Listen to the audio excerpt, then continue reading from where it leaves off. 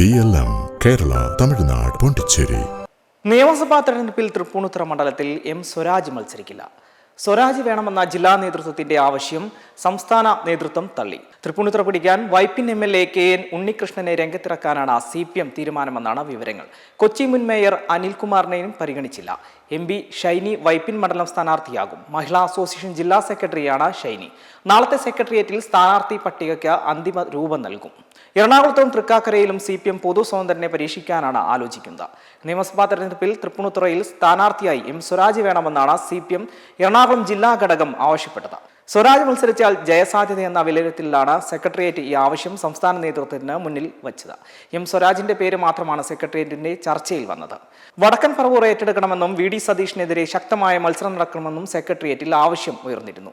എറണാകുളത്തെ 5 sitting MLA Mar തുടരണമെന്ന ചർച്ചയും ജില്ലാ സെക്രട്ടേറിയറ്റിലും ഉണ്ടായി. എന്നാൽ UDFന് വലിയ മേൽക്കൈയുള്ള എറണാകുളം, ആലുവ, തൃക്കാക്കര സീറ്റുകളിൽ ജില്ലാ നേതൃത്വം സ്ഥാനാർത്ഥികളെ ആരെയും മുന്നോട്ട് വച്ചിരുന്നില്ല. മെമ്പർമാരുടെ നിക്ഷേപങ്ങൾക്ക് ഉയർന്ന ലാഭവിഹിതം നൽകുന്ന കേന്ദ്ര സർക്കാർ സഹകരണ registered society Bharat Lajna multi state housing cooperative society limited.